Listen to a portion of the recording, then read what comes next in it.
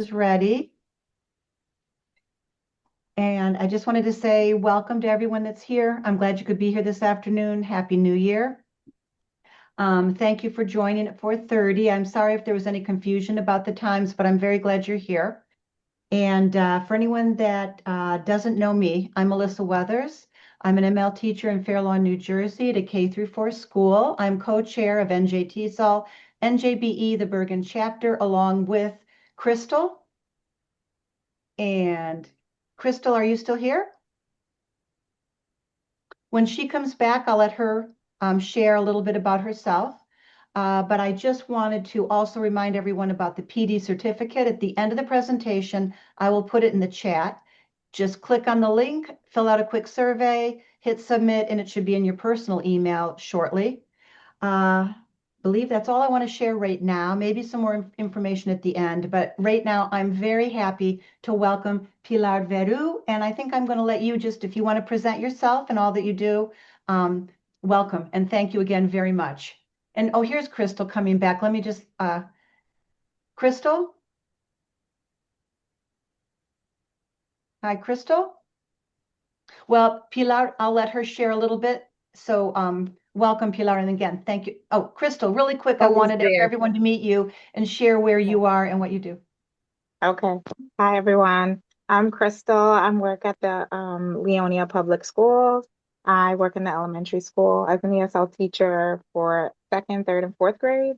I'm co-chairing with Melissa here in Bergen County, and I'm happy to see everyone on this evening to hear from Pilar. Welcome, Pilar. Thank you again very much.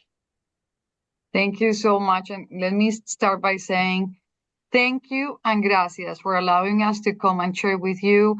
As a resident of Bergen County, the invitation was absolutely a privilege for me to come and share what we've been doing in Newark. Even though we're in a different county, we do share the same concerns, the same students, and of course, at the end of the day, the same agenda, which is to support English language learners in our classrooms. I always say when I go to visit classrooms, and especially ESL teachers, I wish I had an ESL teacher like you, because I would have learned English in a much better way than the way I learned it when I was younger, because it was all grammar drills. And so that didn't do that well in our heads and hearts. But what I see in the classrooms today and what you guys do as ESL teachers makes a tremendous difference in the lives of our immigrant students. As an immigrant person and an educator in the United States, it makes a huge difference in my life. So I'm grateful for the invitation, and grateful to you guys who make such a big difference in our classrooms. So having said that, part of the invitation, I think it was to kind of like go over some of the equal educational opportunities that we have put in place in Newark Public Schools after the Department of Justice came in and kind of norm what we were doing in our district. So I think I want to start by sharing with everyone something that was published actually in the Office of Civil Rights and the Office of the Department of Education. This was something that was published in the internet, in their website, when the investigation started. This is not part of my presentation, so I'm just going to read it to you. And it said the following: the Department of Justice announced a settlement agreement with the Newark Public Schools to resolve the department's investigation into the school district's program for its English learner students. The agreement ends the district's long-standing and common practice of removing students from English learner programs before they become fluent in English. The district has agreed to improve services for English learners students so they can access the same educational opportunities as other students in Newark Public Schools. And I want to start with that because that says a lot. And so one of the things I was sharing with Crystal and Melissa before is that we had a lot of work to do that. We were out of compliance, and part of that was because the New Jersey Department of Education wasn't very clear with a lot of the rules and regulations that were given by the U.S. Department of Education. And of course, what goes inside that umbrella, that's with the Office of Civil Rights. I think now we're in a wonderful space because now the state of New Jersey, it's also, at par with the U.S. Department of Education, even though as of March of last year, things have changed tremendously when the order that was created by President Trump, which was 14224, which I'm sure you guys know, when English became the official language, which was not the issue, but everything else that came in between that removed some of the things that we do in classrooms and buildings to promote equity. So let me go through the next slide. So just before I start, I just want to say that I am just a server of the Office of Bilingual. So we've done all of this work under our director, who's Marisol Diaz. You may remember her, you might not know her, but she's our director. This is the rest of the team. And of course, I am here today representing the office and offering any help to any of the schools in Bergen County as a resident of Bergen County, and especially because I'm very proud of the work that we've been able to do in Newark Public Schools in order to support bilingual learners. So that being said, this year we have more than 11,000 current multilingual learners enrolled in Newark Public Schools. If we would have looked at this data about a year ago, we had almost 13,000 students. Just like I was sharing with some of you before, we mainstream about almost 900 kids this year because they passed the access or they passed the WITA model. And then about 1,000 kids left the district after ICE started their raids around the city. So we have lost a large number of students in the last, let's say, 6 months. But still, we have a large number of ELs, as you could see, in the district. So we have a lot of students that we need to serve and a lot of teachers that we have to train so we could improve their teaching. We have over 40 distinct languages groups in Newark Public Schools, but we do have 4 main languages that we use for bilingual education besides ESL classes. And those are, of course, Spanish, Portuguese, French, and Haitian Creole. And that encompasses K-12. So we do have bilingual programs, K-12, with those 4 main languages. Some of the highlights, so I wanted to start this conversation with everyone by kind of highlighting what we've done so far, just because sometimes we only look at the stuff that is not so good. And even as teachers, we're always looking at the things that are not working. But it's important to say, you know what, we all try to do the best for our kids. So one of those things is that we have provided coaching to almost 200 ESL teachers in Newark Public Schools. And the way we've done that, and also to be in compliance with what we had in the DOJ agreement, was the fact that we signed a contract with West Ed, also with the Council of Great City Schools, and also with the Center of Applied Linguistics. So they came in during the PD dates in the district. We had all of those ESL teachers attend their sessions. But most importantly, we did the West Ed because we actually used 5 different sessions. We had those people came from California, and in 5 different sessions, we were able to pull almost all those 200 teachers to get trained with every single strategy for second language acquisition in all of the classrooms. And so every teacher was trained besides the training that we do, but we actually had a third party train our teachers. We hosted 3 bilingual parent advisory meetings yearly, which is required by the state of New Jersey. And so we do that. And when we do that, we always have a group of people who will do it in French, Haitian Creole, Portuguese, and of course the Spanish meeting, which I usually run. We have 450 plus high school students who obtained the biliteracy seal, which we were saying before. We have also tested, trained, and qualified more than 600 district staff members to be translators and interpreters. That's a big one. And I'm going to be talking about it in a few minutes, but I'm going to stop there because this one has to do with compliance. In any of your schools, if you do not have someone who is highly qualified to be a translator and interpreter, they technically cannot communicate with the parents or cannot translate any documents, legal documents. In Newark Public Schools, since we started, working alongside with the lawyers from the DOJ and our teams, we do have we had so far 3 different companies that have served us as the translators and interpreting for us. The last one that we did a contract with is Language Line. But that's very costly for districts.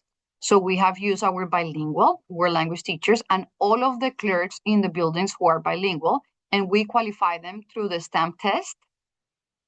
So now we have a document that says, yes, indeed they know how to speak Russian, Urdu, Spanish, Portuguese, and they are the ones who are the qualified translators for the schools.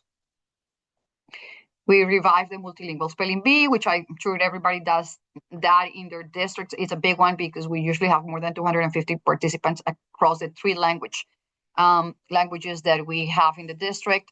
We have expanded language programs across the district. That's a big one because part of the one of the compliance items was that we didn't have enough programs to serve our students. So we have actually expanded the programs in the district, especially in the elementary schools.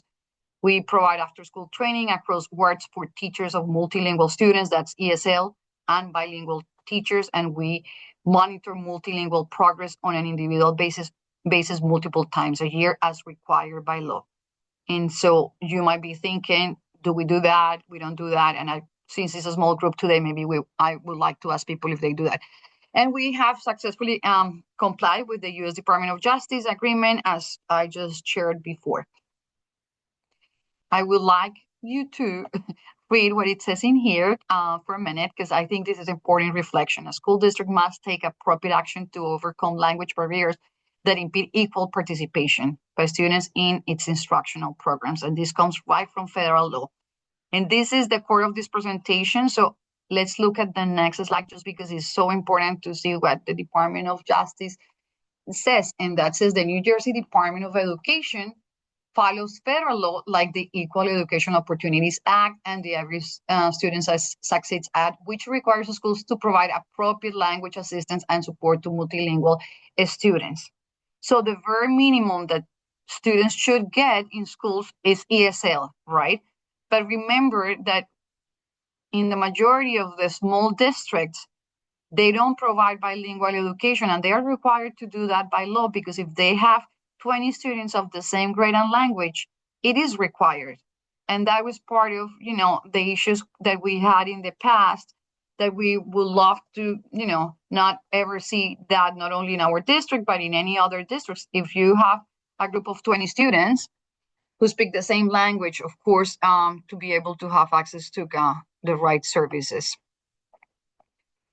So in order to comply with federal laws and the New Jersey Department of Education requirements, these are some of the things that we have done and that we have put in place.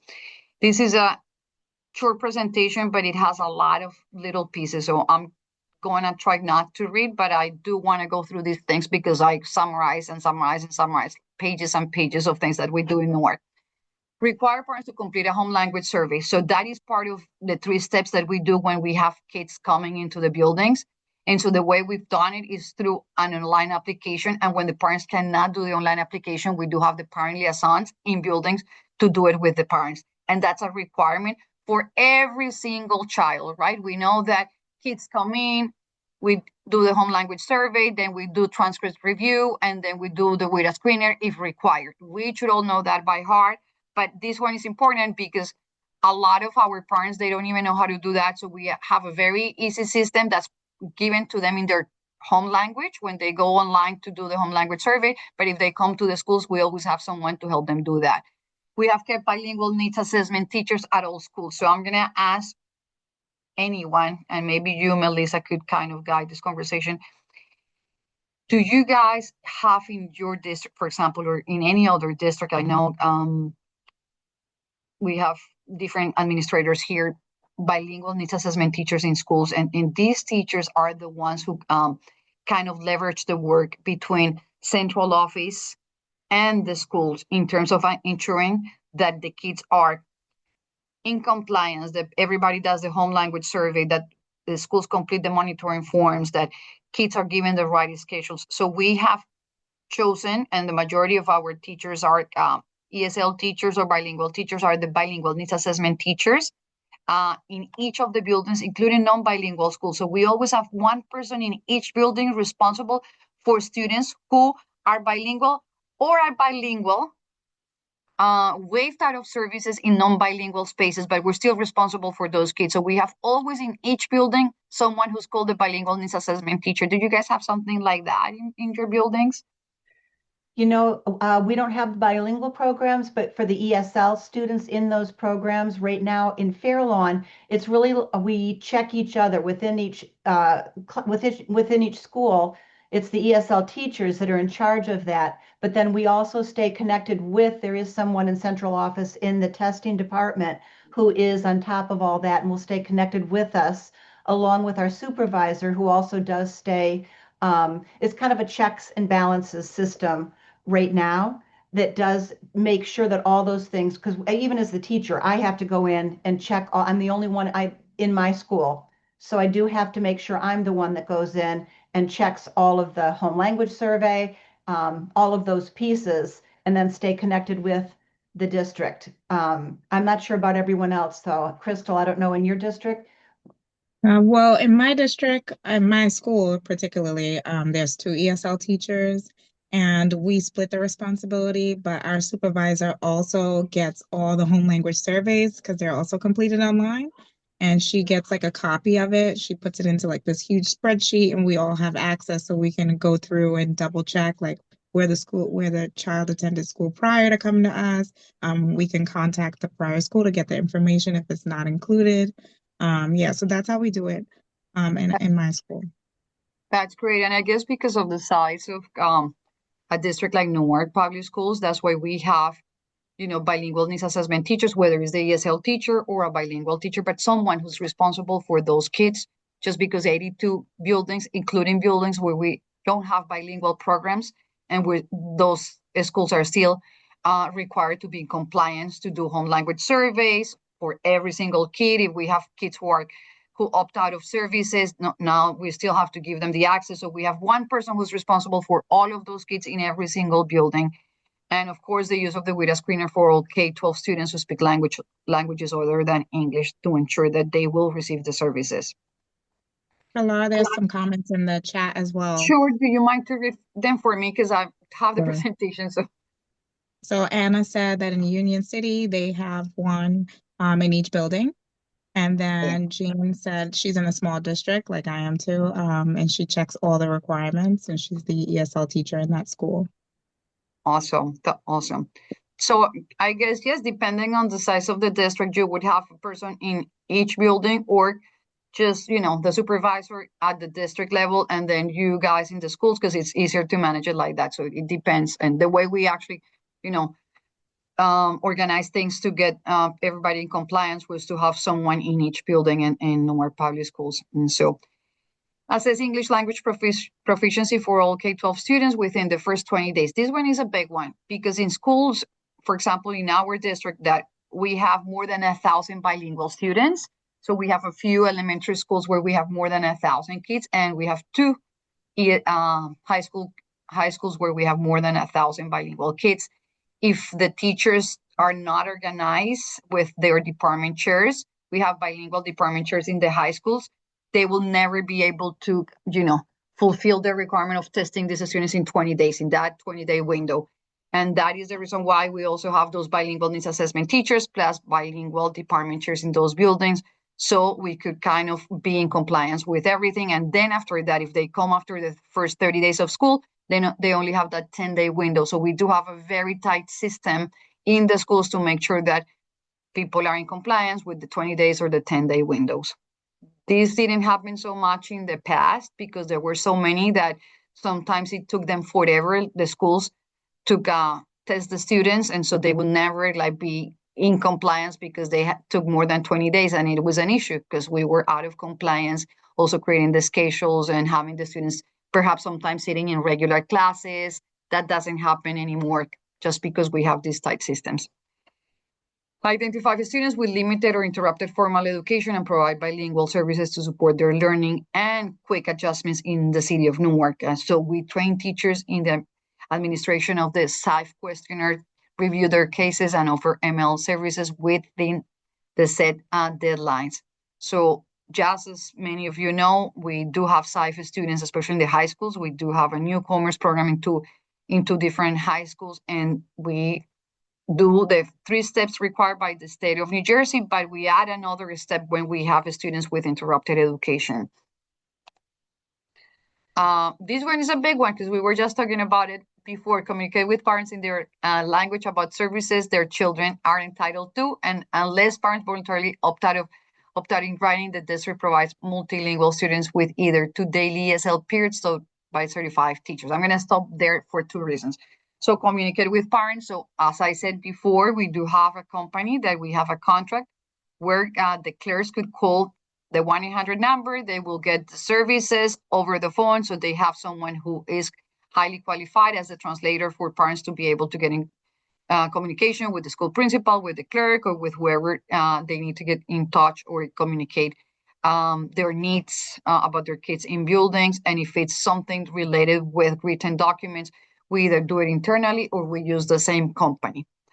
Now, with the students who sign the waivers in the district, they are waived out of services. However, the ones that choose to take only ESL and not to be in bilingual classrooms, then we offer the 2 pairs of ESL by certified teachers, and that's a big one. So the Office of Human Resources has created different pathways for teachers to get certified in Newark Public Schools.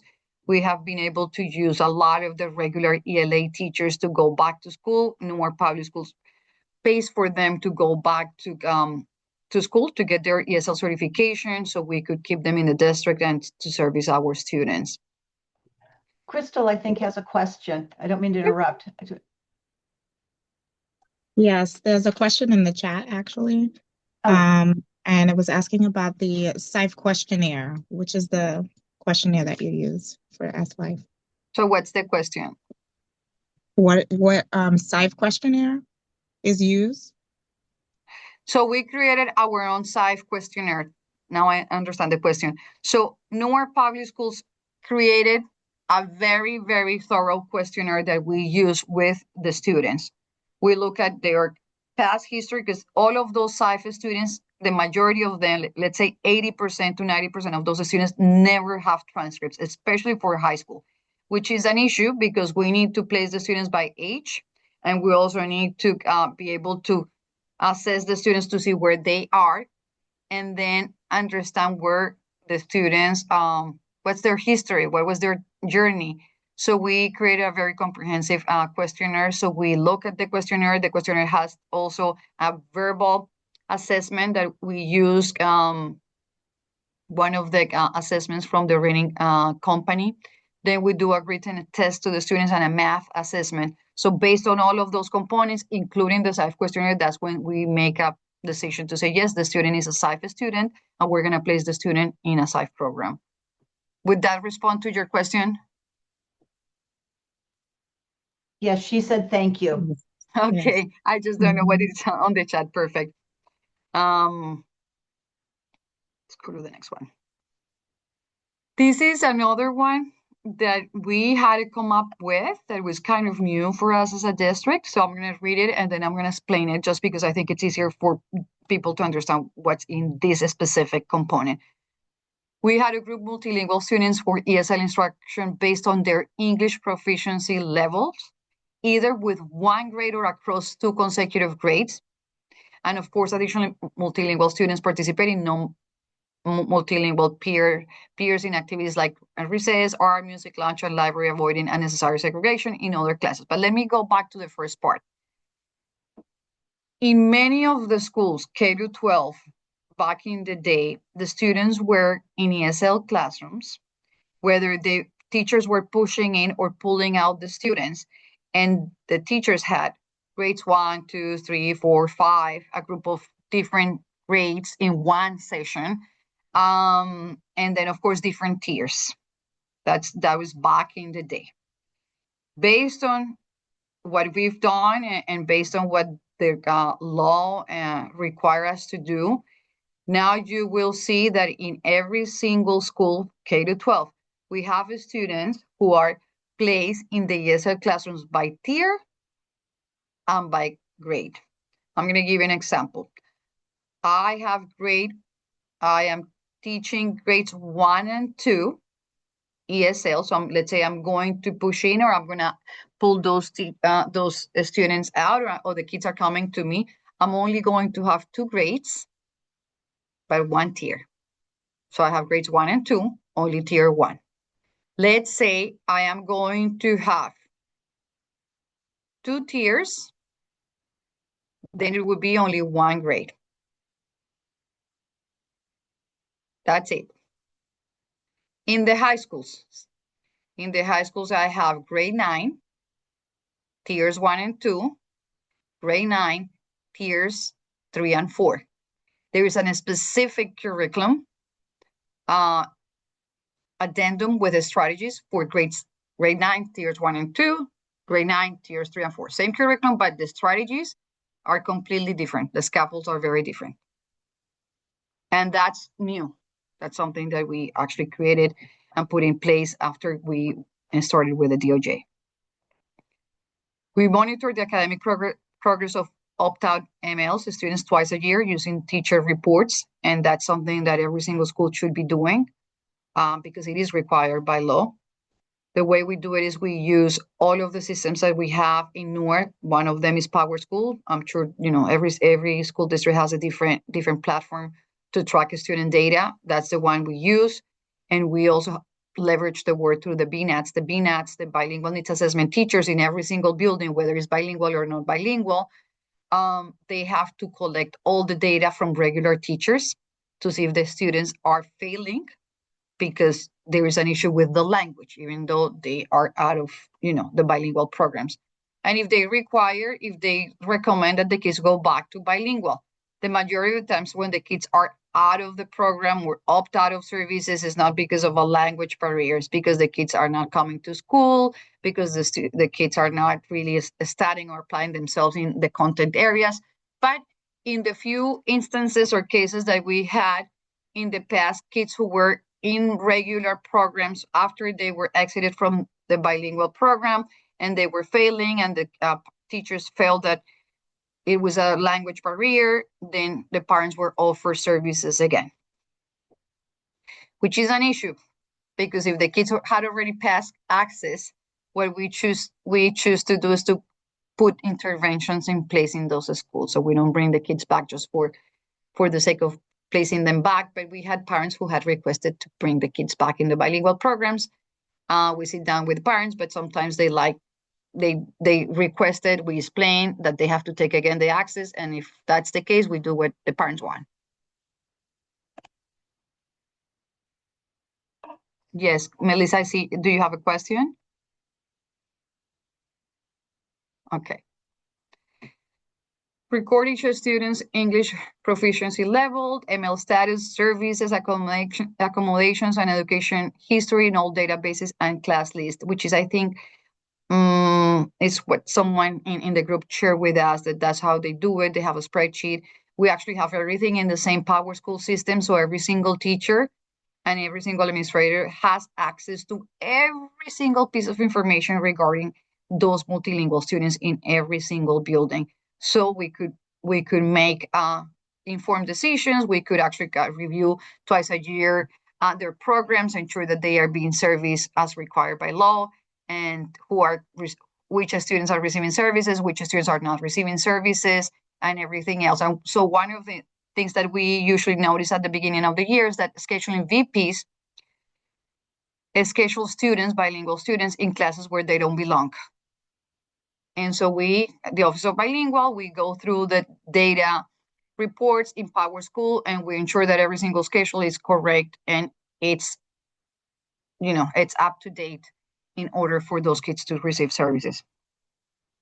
All active multilingual students and those who are waived out of services take the annual access 2.0 until they will pass the test, which is something I was sharing before, that back in the day in Newark Public Schools, we didn't have that practice.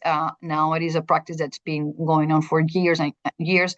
And in addition to that, we also look at the multiple criteria, which is required by the state of New Jersey, because we also look at the other grades and if the students are ready, and if the parents are ready, to allow them to move to the regular program, which I have to say 99.9% of the times the parents are excited that the kids are going to be placed in regular programs. All active English learners and those who opt out of services must take, of course, the access test every year until they will pass it. And that's a big one because we have lots of students who are waived out of services in many, many non-bilingual schools. So those bilingual needs assessment teachers, the majority of them are school administrators. They are trained by the Office of Bilingual in how to give the access test in non-bilingual schools. It's not that we have a place or we do it at the Board of Education where we get all of those students who are waived out of service to come and take the test. We actually manage that through the schools and our systems and protocols that we have created in the district. I'm going to stop there and I'm going to ask if there are any questions so far, because sometimes I go way too fast through my presentations.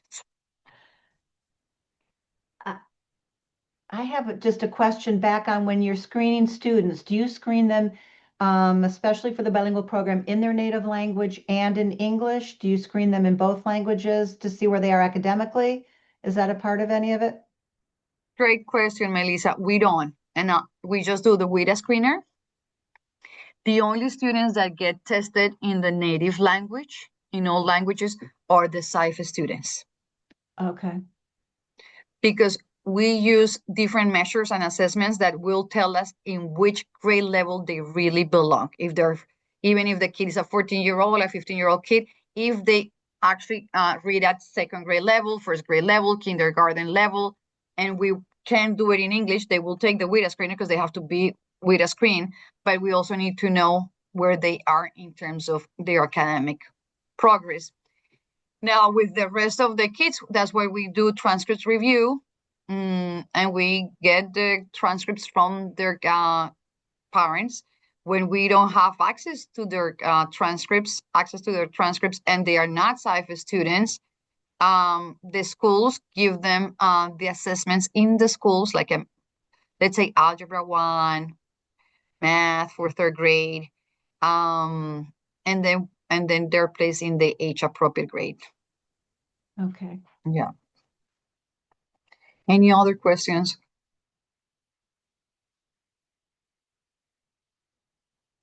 The next one says employees receive training to use this information, meaning all of the parent information before contacting parents, and will learn how to access the qualified interpreters and translators for effective communication. That was one of the major points from the Office of Civil Rights, that parents in Newark were not receiving access to information in the parents' native language. So now we have lots of systems in place to ensure that parents receive all kinds of information in their native language. So much so that we have had, like I said before, 3 or 4 different companies that have signed a contract with Newark Public Schools to translate and interpret for us. We don't have all of those ones at the same time. We just have gone through different ones. Some have been recommended actually by the state of New Jersey. But we kind of curate some of the work they do, especially written translations, and we have found lots of mistakes from those companies. So that's the reason why we're in the 4th company now. All available information. I guess, you know what, I see Melissa kind of smiling and laughing. What happens is that artificial intelligence has done a lot of good, but a lot of bad, because a lot of the companies put all of this information through their Google Translate platforms, then through AI, and then they don't curate the information with their experts, and then they send it to the schools, and they think that we don't look at these translations, and we do look at these translations. We vet them, and then we send them back to the companies, and sometimes it's overwhelming for them because we go through every single dot and period. And if it's not to the T, like I only curate the stuff for Spanish because that's my native language, but we have, of course, here in the district, French speakers, Portuguese speakers, Haitian Creole speakers, Bengali speakers, Urdu speakers, Twi speakers. So we have all of those teachers who serve as translators, and we do pay them to do that work for us. And so we always, ensure that every translation it's done correctly. All available information, such as registration materials, the website, and the school communications are displayed prominently in schools' offices and other public areas in the parents' native languages. And that's a big one. That was a big one for the Department of Justice back in the day when they came in and they did walkthroughs with us to all buildings. They would choose a list of schools, and so that is important, and schools take that for granted. I think now that we have a different administration in Washington, D.C., people might feel that now it's only one language, but as far as we know, it is still required by law that we have to continue providing parents access to all information in their native language. And it is a big one. It is important. That's equity. So just so you know, this is what we had. So between 23 and 24, we had about 250 qualified interpreters and translations in the district, meaning a staff in the district. And last year, we added 446 district qualified translators. So now we have in the district 662 qualified translators and interpreters in Spanish, Portuguese, Arabic, French, Haitian, Creole, Mandarin, Russian, Bengali. And we use the internal translators, and we pay them, besides having the company that does this professionally. The district does not use students, family, friends, or automated tools like Google Translate for official translations, except in emergencies, and follows up with proper translation afterwards. This is a big one. And I'm going to say something that has nothing to do with this, but it has to do with instruction. When we visit classrooms, and when I visited classrooms with the Department of Justice lawyers, one of the things that we're always looking for is that students are not using Google Translate. So since the majority of you who are sitting in this meeting are ESL teachers, your kids are not supposed or should not be using Google Translate in your classrooms. They could use a dictionary. They could use, of course, the Chromebook, a dictionary, which is a word to word, but not to translate entire paragraphs or sentences.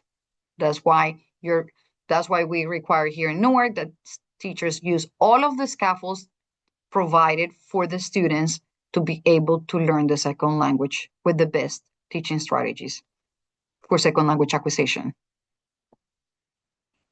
The district makes sure that ESL and ESL reading classes, which are two different things, are taught by ESL certified teachers, and bilingual classes by bilingual endorsed teachers. And as I said before, the Office of HR and the district have created special protocols and processes and incentives for teachers to go back to school, including the fact that the salaries went up, and we pay for them to go back to take these classes, so they get certified. They could get a certification with the state of New Jersey. The district expanded its efforts in recruiting bilingual and ESL teachers by offering certification bonuses, tuition reimbursement, and university partnerships. We actually have partnerships with New Jersey NJCU, with Montclair State University, and with King University. Teachers who go to Rutgers University, they have to pay out of pocket, but then they get reimbursed by the district. We also provide professional development and personalized coaching to support all staff working with English language learners, and that's done through the Office of Bilingual.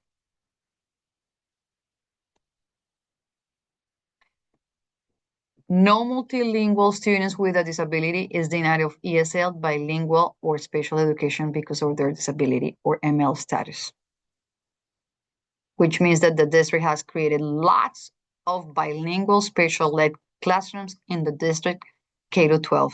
Parents are informed in their language that their child can receive both types of services. The district provides ESL and bilingual services unless parents give a valid waiver or the IEP team decides that the student's disability makes language learning impossible, with parents informed clearly. So we're very good at it. And so one of the things that we've done in the Office of Bilingual, along with the Office of Special Ed, is that we have trained lots of teachers in the district who serve students who are bilingual and special ed. So we've been training teachers who are not experts, let's say, in special education or in bilingual education, in PDs, where they could get the right strategies to support our kids in their classrooms. Can I ask a quick question about this? Sure. How does this work at your secondary level? Will they, for students, will they then have someone come with them to the ESL class that may be their literacy class, or how does that program run at the second? I'm in elementary, so I don't know how does that So work? that great question, Melissa. It depends on the student's IEP. So if the students are, let's say the students are multiply disabled, usually what happens in those cases, the students receive 2 periods of ESL and they stay with their multiply disabled classes. But the services they get is that if we have schools where we could serve the students with bilingual teachers who are also special ed teachers, and those are unicorns, as we all know, right? Yeah. Then the teacher will come into those classrooms. Okay. In many instances, what we do is we hire an aide who speaks the student's language and is the aide that will travel with the student from class to class, so he could get the services in bilingual and also in their special ed classes. Of course. So just like I said before, we check our former students' records. We do it through a monitor form. They complete that form, and then that also includes our students who are in the special education classes. Schools keep records of these monitoring forms. They must be signed by the school principals. So the school principals actually own the bilingual records for the kids. And when I say the bilingual records is whether the students are regular bilingual students or bilingual with special ed programs, because they have to go through these monitoring forms and they have to sign them to say, you know what, yes, we're monitoring these students. The students are doing well. They have straight A's, B's, whatever it is. This kid is failing, but it's got nothing to do with language. So we're going to put the interventions in place and so on and so on. Okay. What time is it? So this is kind of the end of my presentation. It's 5:17. So we want to invite you to follow us on Instagram. It's NPS Bilingual, so you guys could see some of the pictures and the things that we do in Newark Public Schools. And we want to share with you that what I said at the beginning of this presentation, this year, 25-26, we had more than 100 students who were eligible to be mainstreamed this year based on the Spring 25 access or with a model. And 547 of those ones were actually previously receiving services. So the rest were waived out, which is a good thing, because if we look at the numbers, there were about 300 kids that were waived out of services. And so we had our school administrators to go to sit with those students and talk to those students to let them know you really need to take this access test very serious. If you're taking regular classes, all of your grades are great, but you're still a bilingual student. And so they were able to pass through the WIDA model, and we find that as a success, because of course now we're moving the students into those regular classrooms, which is what we want. Okay. Anna has a question. I don't mean to interrupt. Sorry about that. No worries. Tell me. Yes. Hi, how are you? Thank you for having me here today. Very, very productive meeting. My question is, you said that in Newark, you had sort of like an intervention, I'm pretty sure was a corrective plan for the students who were exited before reaching the 4.5. So I know it's the law, the 4.5. But now, what did you do with the students who've been in the program for a long time? They were bilingual for 5-6 years. They're still considered to be multilingual students. What do you do with these students? Do you have like a special program? Do you have like an intervention program? What is it that you do? Mm-hmm. Anna, the majority of our long-terms in Newark Public Schools are actually sitting in the high schools. So that happens to be kind of my problem with my department chairs and the teachers. What we've done are two different things. We have actually created a special after-school programs for the long-term ELs. And we also get the ones who don't want to come during the after-school because they can't come to work, then we also have Saturdays. And what we've noticed that works with those kids is that we sit down with them quite often, especially the VPs, the bilingual VPs, to have a conversation with those students, because the majority of them have not really passed the access. or they continue being part of the bilingual program for two reasons. One, because sometimes they don't take the access test seriously. Seriously. Number two is because sometimes they all speak Spanish or they all speak Portuguese or French, and so they stay in their groups and they don't really use the second language. So one of the things we always tell the bilingual teachers is that you're part of this, because if you use a lot of the native language in the bilingual classrooms, the lift for the ESL teachers is way, way too high, because they are the ones doing all the work. And then the bilingual teachers are always teaching in the native language. So we're very kind of on it with bilingual teachers in terms of how much are you planning and creating lesson plans that are really differentiated for students who are already tiers 3 and 4, and how is it that you're using the second language, in this case English, target language, in order to move the program and move the students out of the program, because they need to learn English. And the ESL teachers are the ones that seem to us that are always doing the heavy lift. I hope that made sense, but that's what we do. Yes, it makes sense. Yeah, thank you so much. I know it's difficult. I also have a lot of students in the secondary level. And it's sort of like the trend now, quote unquote, that they like to speak in the native language. So, which is great. And I said, if you want to speak your own language, that's beautiful. We have the seal of illiteracy. When you get to junior and senior, you could take the test. But yes, we also have several students in high school that stay bilingual. Going back to that question, I think it's so important that when we work with teachers, I don't know what's your role in your building, but in my particular role, I'm a district supervisor. Oh, great, Anna. We should connect. So one of the things that we do is to work with the department chairs to leverage that kind of work, and part of that is what's the feedback that you guys provide to your ESL and bilingual teachers, right? Because the long-term Ls are an issue, at least in our district. It seems that in your district they are also an issue. And so how is it that we're going to resolve the issue together?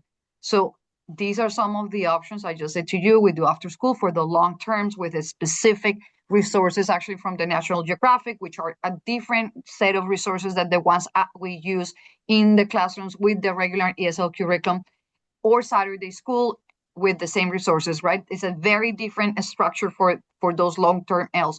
But what is it that DCs and school administrators are doing in order to support teachers, specifically bilingual teachers more than ESL teachers, in how they're creating lesson plans that are differentiated for each proficiency level, right?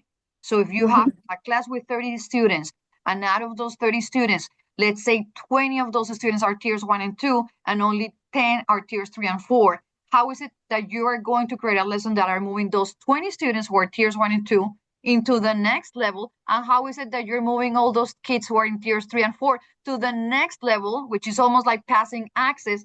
Because the truth is, it all goes in the lesson design and the way we're coaching teachers. That's why we feel very proud that we had almost 900 kids who passed access this time around. Why? Because we got on it. And so one of the things I have done with the VPs and the DCs in the high schools is, you know what, let's sit down with the kids.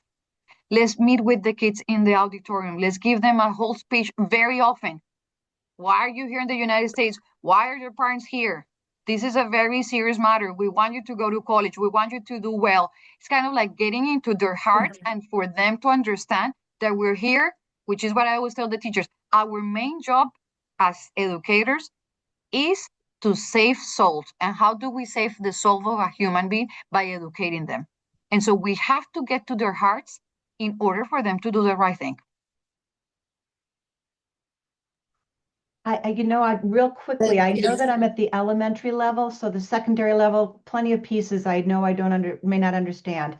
But what I wonder a little bit, looking at the long terms at my level, what I notice are students coming in second grade, first or second grade, that don't have any education in their native language. It takes them much longer than kids that are able to go through a kindergarten program or coming in at third or fourth grade level with a good education. They usually will pick up the academics quicker. I don't know at the secondary level, again, if they get support in the academic language, if that makes a difference for the reading and writing piece, or at that level if that doesn't really make as much of a difference, because I know it's the English piece of it that you're looking at for the access. So I don't know if sometimes is that beneficial or not necessarily at the secondary level. I think your comment is super appropriate because there are two pieces to that. Number one is how can we support the students with rigor and content, right? So how do we do that? How does that look like? And number two, how are we kind of organizing our curriculum or our ancillaries for teachers who work in the after school or Saturday, even at the elementary level, specifically in the areas of mathematics. I guess because that's kind of like one of my areas, and I have put a big push on that one because it becomes at the end of the day transfer of skills. Once the kids acquire the language, it is easier. So it is easier to move the students. So I work closely together also with the math DCs, just because I think once the students, that's one of the easiest places for the students to feel successful because it's just a transfer skill. So, and we have lots of cognates, thank God, in the majority of the 4 Romances languages that we have here in Newark. So can we make the students feel empowered, at least in one area? Once we feel them empowered in one area, including in ESL, it's easier to move them in the other spaces with social studies and sciences and everything else that goes along. Yeah, no, that makes sense. And I know that Anna has her hand up, and there's a couple of pieces of information in the chat. But Anna, do you want to go ahead and talk, and then I'll share what's in the chat? Or Crystal? No. Actually, I was agreeing with what Oh, Miss Vero was saying that yes, about transfer skills and using all the skills that the students bring to the country, and we use cognate by literacy. And yes, but we have students answering a little bit your question. We have students, not just the older students in secondary level that uh, uh, actually we have students since elementary grades and middle school that are in high school right now, and they've been classified as multilingual students for a number of years since they were in elementary, second grade, third grade. mm-hmm. And because they can reach the 4.5 as a requirement, they can exit the multilingual programs. So You know, that's mhm. in one of our high schools, which I'm going to mention the name of the high school because it's very famous in the state of New Jersey because it was one of the first high schools in the United States, Bergen High School, which is by the cathedral. I'm sure everybody knows the high school. It happens to be that I love that school, but it's a school where we have lots and lots. When I tell you lots of long-term L's, it's more than more than 100, right? Wow. So yeah. So, and the reason I'm sharing this information is because we all share the same issues, right? We all share the same concerns. We all have the same kind of problems in schools and spaces. And and how can we resolve that? So we have tried so many things. Thank God some of those interventions have worked. I just share them with you. But what I have noticed that has made a big difference is the fact that the bilingual PPs and the bilingual DCs in the high schools, especially in the high schools, have met with the students several times throughout the year to tell them this is why this matters and is important. We don't see a lot of long-term Ls here in Newark in the elementary schools. And we believe it's because the elementary schools have very tight systems. And it's different, I think. I think it's more an issue in the middle school and high schools. And it's more like, once again, it sounds something almost as people take it for granted, but getting into students' hearts and having a conversation and reminding the students why this is important, why this matters in their careers, why it matters in their journey as immigrants in the United States, it has made a difference because the students are finally realizing, you know what, I really need to take advantage of this after school program. I really need to get up on Saturday mornings to go to do this. And also talking to the parents. I'm happen to be very Colombian when I meet with the parents. I talk to the parents like if I am in Colombia and I tell them, you need to get your kids up at 7 o'clock in the morning because that means that your kids are going to truly create life in the United States. And even if they're out of status right now, that doesn't mean that it's going to happen for the rest of their lives. So that kind of like embracing the parents and the children and letting them know and showing them there is a path, there is a light at the end of the tunnel, but you have to do your part. Yeah. Oh, and then in the chat, let's see, let me go back. Thank you. You're welcome. And Jean had said, in my school, it is very difficult for the students in special education to exit out of ESL. And then Crystal, at my school, we try to get students exempted from a portion of the access based on their IEP, which is responding to Jean. Jean said, we have been doing that recently so far, still difficult for most of the students. Oh, Crystal, and I could have just, I don't know if you can see it, Pilar. I worked in a bilingual school in New York, and we used a certain percent of the home language that reduced, I'm not sure, am I reading that right, Crystal? I worked in a bilingual school in New York, and go ahead. Do you want to read it? Yeah. So like we use a certain amount of the home language in instruction, like a higher percentage earlier in the school year, but as the school year progressed, the home language was reduced. And then closer to the end of the year, it was very little of the home language used to like kind of push them into using more of the target language. Oh. So for the person, I think it was Jean who made a comment about the special ed. So please don't feel that it only happens in your district. The special ed bilingual students have a hard time passing the access. It is normal, right? And that's why it is so important for the IEPs and those social workers and psychologists and everybody who's part of those meetings and those special ed meetings to put it in the IEP. They should be exempt from this specific skill or domain, and then it makes a big difference. We've been doing it here in Newark for the last 3 years, and so it gives them an opportunity. That doesn't mean that they will pass access, but they get closer, and the kids are not put into that test for all of the domains when it's not really required. And so I think there's a way to leverage, and I think the child study teams, they have to do sometimes a better job with that here, because of course we have the Department of Justice and the Office of Civil Rights. Like every single school is like on par with the work, even in those spaces. But I think in other spaces where they don't have the compliance issues that we probably had in the past, nobody pays attention. And I think it's something kind of easy to resolve in the sense that even if they remove a domain or two based on the child's IEP, it makes the student's life easier, and perhaps it will give them the opportunity to pass access. Yeah. Hi, I'm Jean. I'm the person that typed that in. I agree with you. It's just, it's very frustrating and heartbreaking actually to see these kids suffer. And we've tried, but some of the disabilities it's just not clear cut what they're, which domains to exempt, for example. If it's a speech language disability, sometimes it's just really hard. We're trying, and I think we had one child that was successful, but it's just a shame because they have to take it every year, you know. So it is. And so somebody put in the chat something that I find it interesting. It says we're starting to exempt our SPED students, but I'm worried that we are exempting too many from too many domains. I thought it was rare to exempt someone. And so I do want to say something to that person.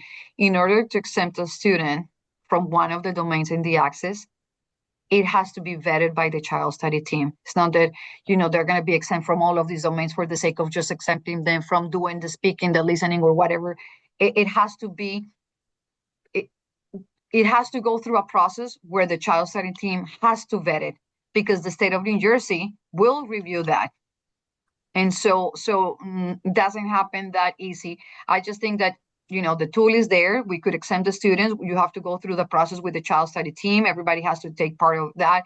And once again, it is very difficult in many instances for the special ed bilingual students to pass access, but at least we do have that tool now that we could exempt a student who maybe is not verbal, to not take the speaking part. And so it makes it at least more fair in terms of like what this presentation was all about, which is equity. Yes, this is Michelle. I'm the one who posted that question. Hi. Hi. So, yes, we are like there are some kids who are nonverbal. We're exempting them from speaking, but there are also I'm in Patterson. We have some students who are not fully literate in grade 3 or 4 or 5. They can't really read, so we're exempting them from reading. Is that the correct thing to do? Because in my school, there's something like 80 Ls, and we are exempting, I think, 7 from different domains. I was always under the impression too, it was something in their IEP that related to the disability. Like I'm Yes. thinking of a Yes. student one of my students too, who, because of a type of dyslexia, the reading and writing is very hard for her. So we're just going to be able to exempt those pieces. But I agree with you. It's very difficult for other students, really, again, because there's a type of autism or whatever that is, that they are readers, writers, speakers, listener, but they aren't able to because of the other disability. It's hard to pick which domain then would you really, if they have a little bit of all of those domains, I would agree. It's hard to then pick which one are you going to eliminate because their disability doesn't really relate specifically to a domain. So it is I do think it's better, but it's still difficult. Yeah, and we're working with the child study team to do this, but we're also looking at their previous year's access scores and the domains where they have, if they're very low in reading and writing, but they're high in listening and speaking, and we know they're very weak readers, then we'll exempt them from reading and writing and include it in their IEP and have it all be official. But I'm just concerned that we really do have, it's like 10% of our population is being exempted from one domain or another. I'm not part of any of those processes, Jean, but when I was in a school as a department chair, every time we had meetings with the child study team in my department, which was the bilingual department, I always, when I was at Eastside High School, 3 teachers who were part of those meetings. So we had the experts from the child study team, but I always had the teachers, the students' teachers being part and giving their input into those decisions. Because at the end of the day, yes, the child study team knows the student from their lens, but then the teachers who are the experts in the content areas and the ones who are dealing with the students on a daily basis also have something to say in regards to that. So I don't know how it's managed in every different building or district. So that's kind of like, I'm just sharing with you my personal experience when I was in a building. I do want to say quickly too, because it's after 5:30, that the PD link I did put in a couple times. I can put it in again. But I just wanted to share that with everyone. But I'm happy if people are still have some questions. And Pilar, up to you too, because this has been really interesting. I really appreciate it. Moving forward, if you are comfortable or if anybody has any more questions, just watching the time. And before we go, Anna Badger put in here that they also have the alternate access, which we all use. So just, that's the other option, of course. Yes. I'm going to share my phone. I hope, Anna, if you don't mind, I'm sharing this with everyone, but I would love to touch base with you at some point. And thank you, everyone. Thank you again, Melissa and Crystal, for allowing us to share some of the work that we do. I hope it was useful for the participants somehow. Oh, I thought it was so interesting. I really appreciate it. Yes, and I appreciate all the engagement and all the questions. This is wonderful. I agree. And Pilar, thank you so much for everything. It was fantastic. I've got your number and I appreciate you sharing all that really interesting information. Thank you so much to all of you. Hopefully we will see each other again soon. Thank you. Thank you so much. Thank you. Bye-bye. Bye. Thank you. Bye. Bye-bye, Crystal. Thank you so much, Crystal. And I will be in touch. Okay. Thank you. Bye. Thanks a Bye-bye. lot. Bye-bye, everyone. Thank you. Actually, Crystal, okay.